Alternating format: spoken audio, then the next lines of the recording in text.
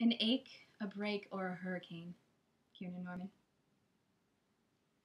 It's nights like these when the sky feels raw, quiet, and the moon hangs so low, heavy, and pulpy parchment yellow, dripping and left to sun stain and disintegrate against dull ghost stories and stinging to-do lists.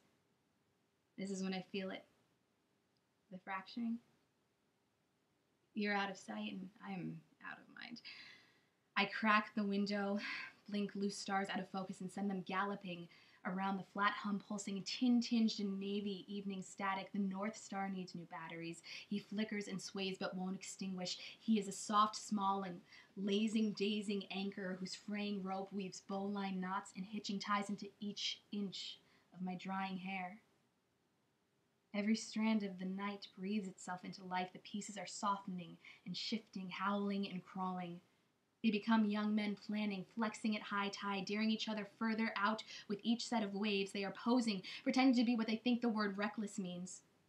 They are throwing their bodies into surf and wailing. They are crashing, hard and violent against the shore. They are shaking out golden limbs and rubbing bloodshot eyes. I watch bruises bloom and gashes erupt, a flash of crimson before salt water, clean and stung. They are flashing gleeful smiles and throwing taunting screams across whole seas while diving back quickly, elegantly, into the same rough surf that just spit them out. Maybe they're proactive. Maybe things hurt less when you know where the hurt will come from.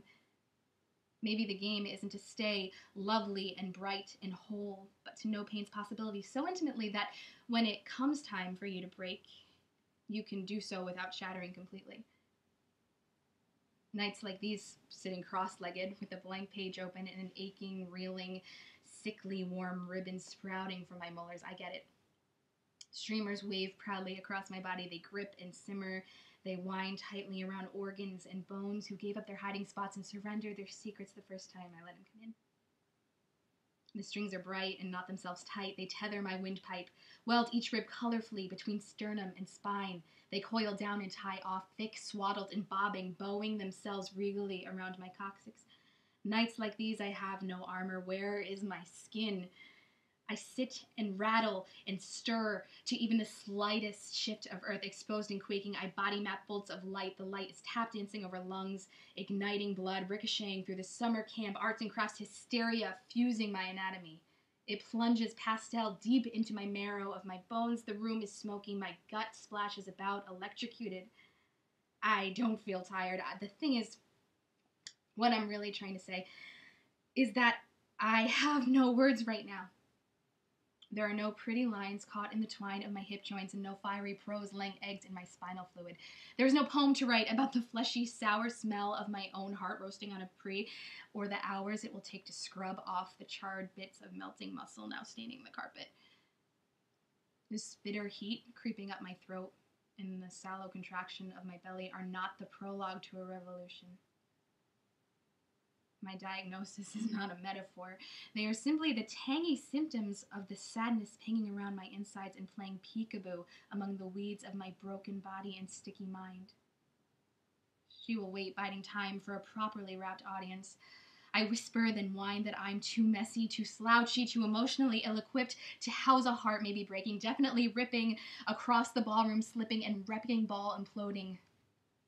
Sadness smacks her lips and smirks. She says, nobody gets to ride for free. Nights like these, I think maybe I've wasted all my words, my sentences and precious syntax and swooping rhetoric on lighter blows and mere heartaches. I am a rag doll, limply stretching. I am standing completely still, taking inventory. I'm puzzled, though decidedly unthreatened by the glass-littered ground, by my bleeding feet. Look at the big picture. I lit myself on fire. I'm not worried about sunburn. I know now that it has happened. The hurt circulates my veins and pumps me full of vehemence. The act of breathing is ferocious.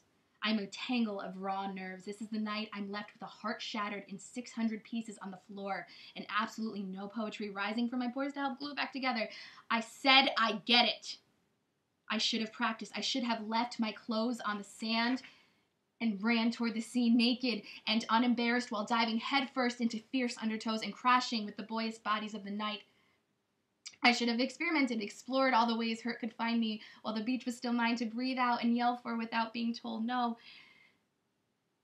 But I didn't. I kept my clothes on and my secrets to myself. Tonight, I'm a wreck, and this isn't a test. I'm so far outweighed down by this boxy, heavy pain ripening in my arms. I'm panicky and paddling in any direction, trying to keep my head above water and praying the shore will appear and welcome me once I get through this next set of waves, this next set of waves.